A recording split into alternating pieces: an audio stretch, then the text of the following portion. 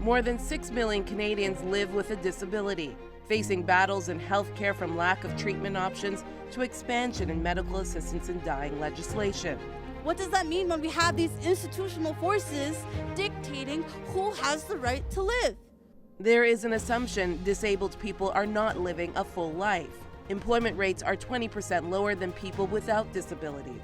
The vast majority of people with disabilities are able to work, but are on government assistance because employers simply aren't hiring them. Insensitivities, even if well-intentioned, can be hurtful. My 24 hours in a wheelchair is now finished, and I cannot tell you how relieved I am. Ableism and the language and phrases we use can cut deep and alienate a group that already feels isolated and alone. Disabled people are often pushed to the margins, not invited to contribute to society. We live in a world that was designed without us in mind. Progress is lacking at the government, employment, and societal levels. Have we set a portion of our population apart? What does it mean to be disabled, and sometimes profoundly disabled? To be made in God's image, to be fully human, and to be beautiful, just the way you are. How can Canada benefit from reframing the role of disabled people? This week on Context, breaking barriers in ableism. Welcome to Context. I'm Maggie John. The issue of accessibility in our country impacts millions, including my first guest, former Lieutenant Governor of Ontario, David Onley. Stricken with polio at the age of 3, Mr. Onley has made it his mission to advocate when it comes to accessibility, having defined the term as that which enables people to achieve their full potential. A senior lecturer in the Department of Political Science at the University of Toronto, he now teaches the politics of disability. And the list of achievements goes on as his work continues in so many facets. The Honourable David Onley, thank you for being on Context today. Thank you, Maggie. You've been working at moving the conversation forward when it comes to accessibility for years, be it teaching the politics of disability at the U of T, as I just mentioned, as well as working on the 3rd legislative review of the Accessibility of Ontarians with the Disabilities Act. And yet you say in the introduction to that review that progress has turned out to be a mirage. Explain that for me. Well, when I wrote the review, it was after traveling around the province of Ontario as far north as Thunder Bay to London to Ottawa to various locations around the province, as well as soliciting dozens and dozens of documents from Ontarians. And what it became very clear very quickly was that these people just felt left behind. And so it was very clear to everyone involved in the project that the claims of progress really were a mirage. Talk to me about how ableism plays a role in all of this. You know, the goal of Ontario is to be accessible by 2025. Talk to me about how ableism plays a role in that. I'm so glad you asked that question, because when I took office as Lieutenant Governor in 2007, I really did not believe that ableism played any kind of a significant role in discrimination against people with disabilities. I thought it was a series of other factors. And I felt that back then that, if businesses were convinced, and the statistics all bear this out, surveys and studies prove this, multiple surveys, multiple studies, that persons with disabilities simply make better employees. They stay in the job longer. They have fewer days of absenteeism. They're harder workers. All the characteristics that would make a boss want to hire someone.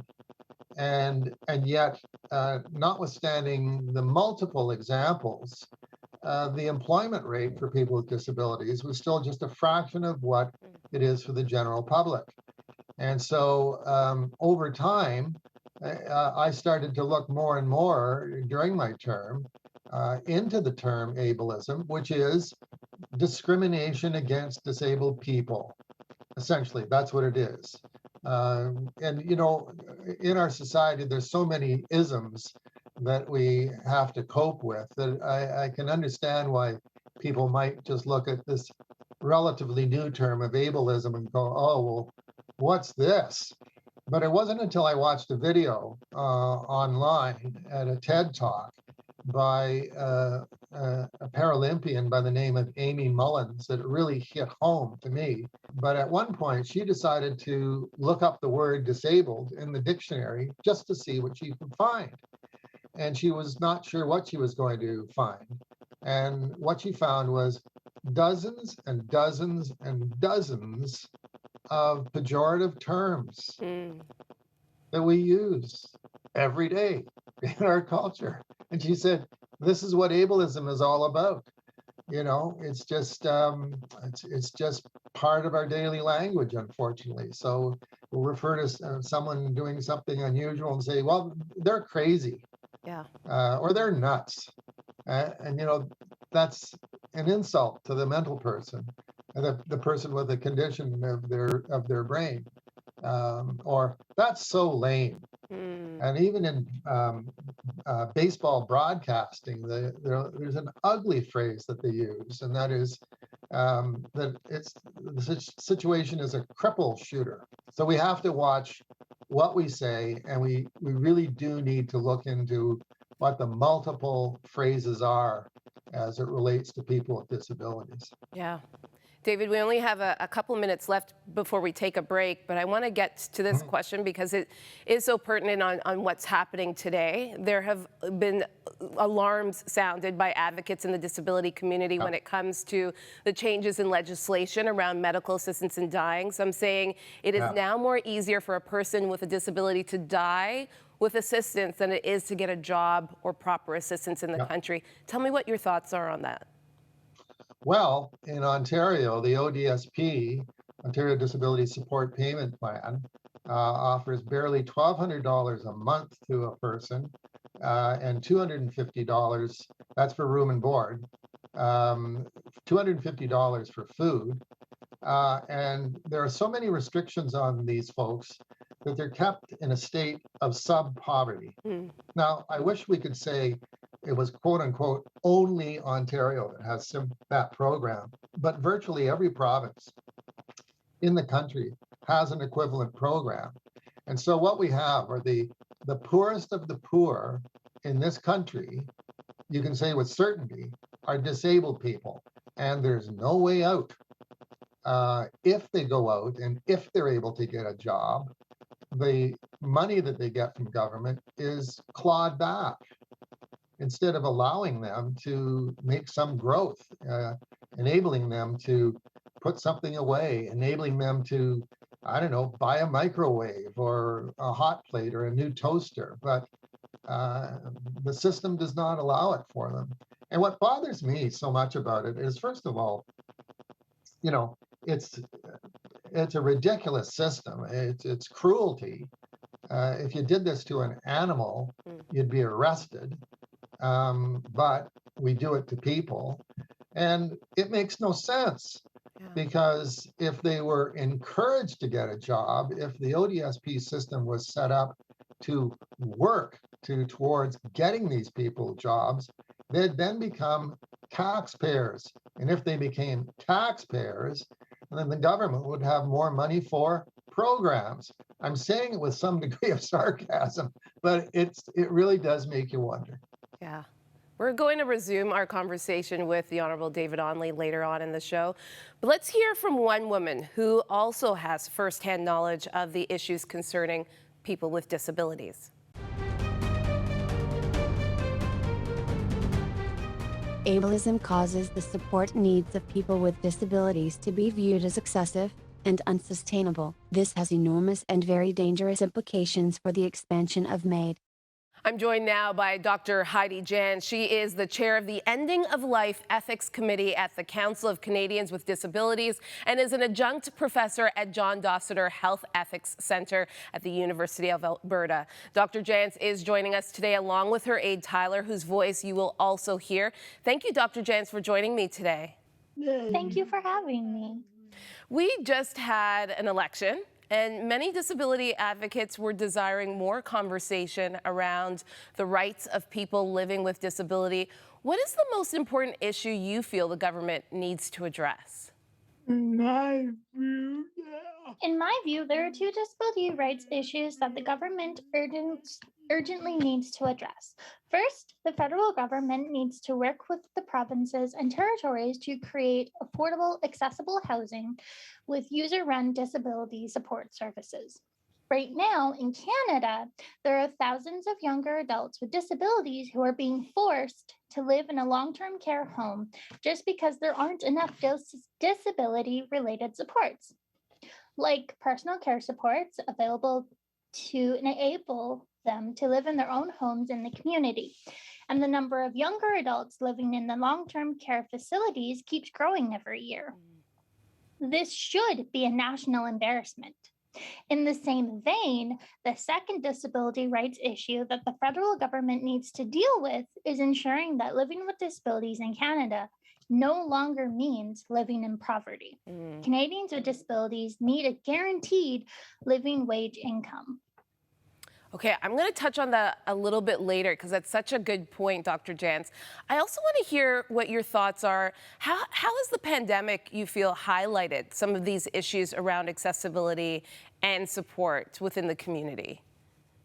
Well, to put it simply, the only thing that Canadians with disabilities have been prioritized for during the pandemic is receiving aid. We are not given high priority to receive vaccines. We were the last group to receive federal financial assistance. Some other ways in which the COVID-19 pandemic has laid bare the systematic ableism that relegates people with disabilities to the margins. That includes the development of critical care triage protocols, which list the pre-existence of a disability as an exclusion criterion for critical care, and the implementation of no visitor policies in hospitals. These no visitor policies resulted in people with communication disabilities like myself are forced to go into the hospital alone without the support of the people that facilitate their ability to communicate, which can be very scary, and honestly, it can be deadly. Talk to me about your concerns around Bill 7, medical assistance in dying legislation, as the chair of the Ending of Life Ethics Committee. With the passage of Bill C7, Canada has become a country where, in many cases, it's now much easier and quicker for people with disabilities to get made than it is to get income support or accessible housing with personal care supports, or even a new motorized wheelchair. This new legislation enshrines medically administered death as a legally sanctioned substitute for the provision of community-based supports to assist people with disabilities to live. Because of this, I greatly fear for the future of every ill and or disabled person in Canada. And this show is about ableism. How can the common Canadian watching be mindful of our ableist tendencies, Dr. Jantz? I think that a good place to start is by giving some thought to how they interact with people with disabilities. More specifically, they should think about what assumptions they have about people with disabilities when interacting with them. For example, one thing that happens to a lot of people with disabilities, including myself, is that random people will come up to you and say things like, "You're so brave," or here's the kicker, "You're such an inspiration." Now, whether these comments are ableist or not will totally depend on the context. I use myself as an example. Say someone has watched the YouTube video of my testimony to the Parliamentary Committee studying MAID. Then they see me at a grocery store and exclaim, "You're so brave for testifying to that committee." That is not ableist, because very few people, disabled or non-disabled, find themselves having to testify before the government. But suppose in pre-pandemic times, I was out getting groceries and some random person says to me, "You're such an inspiration." That is most likely a sentiment that is actually rooted in ableism, because the thought process behind those sorts of comments are usually, wow, if I had to live like her, I don't know if I could handle it. I think I'd much rather just die. There is so much for us to learn, and that's why we as a team wanted to do this show on ableism. Thank you so much, Dr. Jans, for shedding some light on such a complex issue and such a complex topic. And just a note for our viewers, Dr. Jans is working with an aide, Tyler, so thank you both for your time today. It was a pleasure to be here. Coming up, I continue my conversation with the Honorable David Onley. We discuss the work the church still has to do when it comes to ableism and why he feels God has called him for such a time as this. That's next. In our fast-paced world, context is everything to the stories that are shaping us. We want to go beyond the headlines in our new podcast to create space for meaningful conversations, to explore where faith intersects with justice, ethics, culture, and society. We'll be joined by newsmakers, peacemakers, and culture shapers. Join us on all podcast platforms or at contextbeyondtheheadlines.com.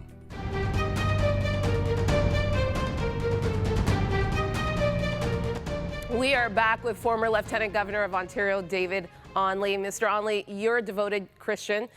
We've seen several times in the Bible how Jesus heals those with disabilities, being the blind, those who can't walk. You say those accounts are ignored today by the church. Explain that for me. Well, there's 37 miracles ascribed to Jesus Christ in the New Testament. And the vast majority of them are of people, disabled people, blind, the lame. You go down the list. Only a handful are not involving individuals who are suffering. And so that has always struck me just to begin with. Like, why was that the case? Well, it was to demonstrate his divinity. But there are many ways Christ could have demonstrated his divinity. He could have struck the Roman soldiers deaf and dumb. He could have paralyzed them right to the ground. He could have dealt adversely with the Sadducees and the Pharisees.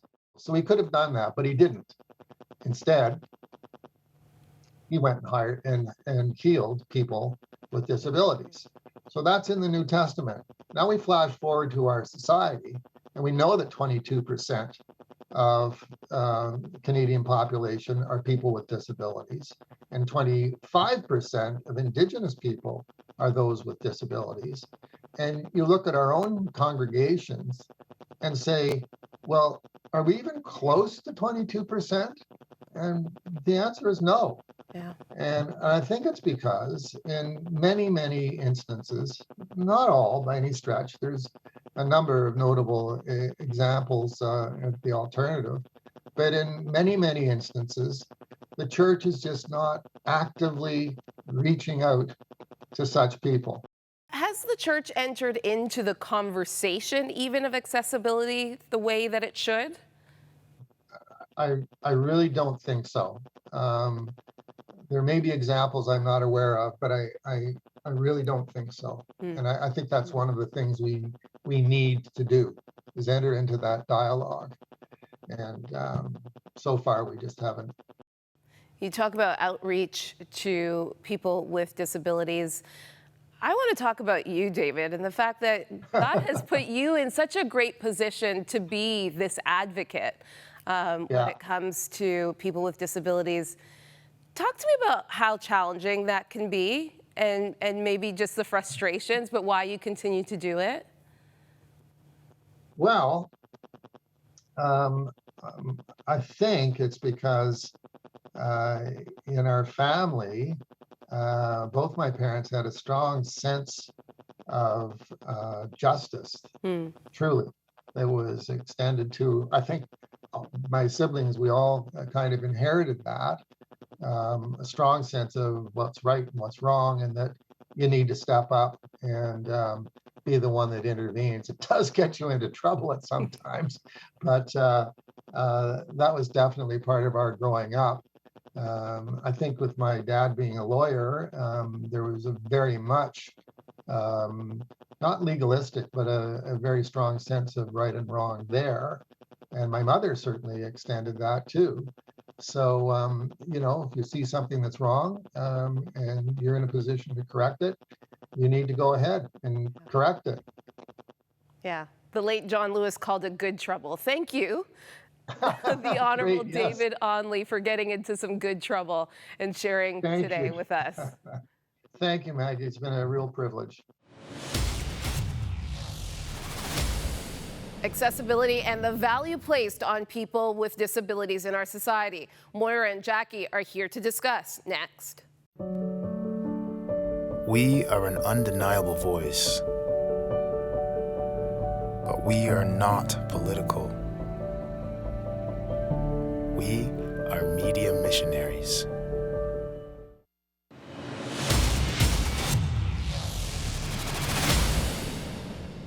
The Q panel is back. Jackie and Moira are here. Brian is away this week. Today we're discussing ableism and the barriers that stand in the way for many who live with disabilities. One advocate said ableism is the one ism we're not talking about. Why doesn't ableism get enough attention? Jackie, what are your thoughts? Maggie, I think the conversation that we're not having around ableism just has to do with us being in a Western capitalist society. And unfortunately, we place so much value on people's economic output. Not to say that those who have disabilities do not contribute to the economy, they very much do. But our value as humans and as people goes beyond so much more than what we can give back to the economy. But unfortunately, in our society, we often don't see it that way. We just spoke to David Onley, and he said, you know, people with disabilities work harder. They don't call in sick. They take pride in their jobs. And that's, you know, backed up by reports and stats as well. You know, we have Section 15 of the Charter of Rights of Freedoms. We have the Human Rights Code. We have the UN Convention of Rights of Persons with Disabilities. And yet, we had David Onley on, and he spoke about not having places of work or living accessible for people with disabilities, and a feeling that that they don't belong. That when you don't make a building accessible to somebody who's in a wheelchair or has accessible issues, you're saying this building is not for you. Why do we have still so much work left to do, Moira? Well, it's interesting. I have a friend who has muscular dystrophy, so she's in a wheelchair. She can only really lift her right hand. And so she's very, very conscious of that lack of access. And so any of us who are her friends have also become much more aware. And she is pretty much an advocate in local council, trying to get ramps for buildings, that kind of thing. But it does amaze me how much lack of awareness there really is in the general population, or maybe it's not lack of awareness as much as lack of concern. So I think as a society, David Onley is right. It seems to be a very slow progress.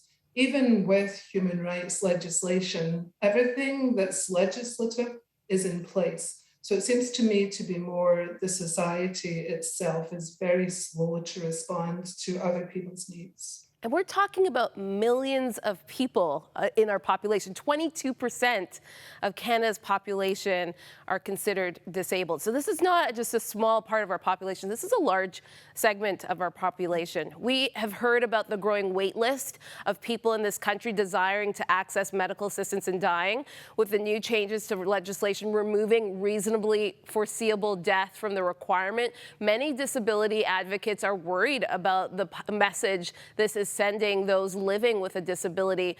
What message are we sending, Jackie? Well, it honestly is a tricky topic because there are disability activists on both sides of this. There are some who will say absolutely that they have the right to be able to choose how they die and to be able to die with dignity. There are others who are concerned and who talk about the slippery slope argument that this could potentially open up, and also, like you said, what it could mean for those with disabilities. I would hope that ultimately people with disabilities would know that they are welcome and appreciated and accepted into society, and that they do not feel any sort of pressure whatsoever to make a decision like that to end their life. Just being pressured by the people around them. But that is so much easier said than done. We can't just speak, because all of this is empty words at the end of the day. Like you said, if we don't work on making our spaces more accessible, and not just physically accessible to those with mobility issues, but when we talk about, disability and ableism, we have to think across the entire spectrum of what that means and what that looks like. And there are so many people with disabilities that we do not see. There are people with chronic conditions and PTSD, and let's not forget about those conditions as well. Absolutely. We have a minute left, Moira, but I want to hear your thoughts on the ethical side of this. Disability supports are also declining, especially during COVID. One person said many of them are denied home care services, and yet they can die within 90 days if they become suicidal. Talk about the ethical ramifications of this. Well, again, they're simply not treated the same way as other members of society. And so at that very basic level, there's a radical inequality. So I think all the push from advocacy groups is really towards that radicalization, again, of treating everybody on the same basis. It became very apparent when they were drawing up triage policies that perhaps those with disabilities, this is during COVID and needing machinery, etc., it became really obvious that perhaps they would go to the bottom of the list just because they're registered as having a disability. And so it's going to take, again, a really concerted societal effort to see that somebody with a disability deserves the same amount of care as the rest of people in society, that they shouldn't be precluded from anything because of any kind of disability that they have. Yeah, dignity. That's what everybody wants, dignity. Thank you again, Moira and Jackie, for your time today. Thank you. Thank you, Maggie.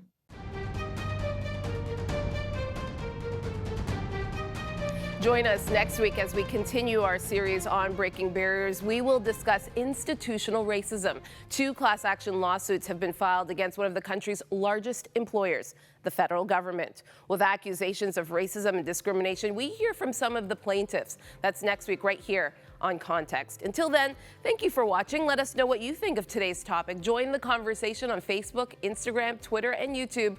For all of us here, I'm Maggie John. See you next time.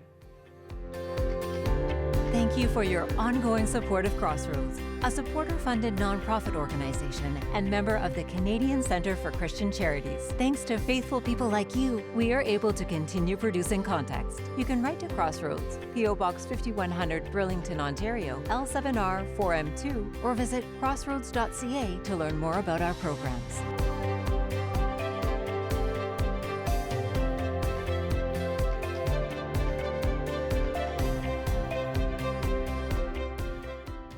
Context Beyond the Headlines invites you to an exciting new season. This year, we're expanding our reach with a brand new podcast that will explore the interaction between faith, justice, culture, ethics, and society.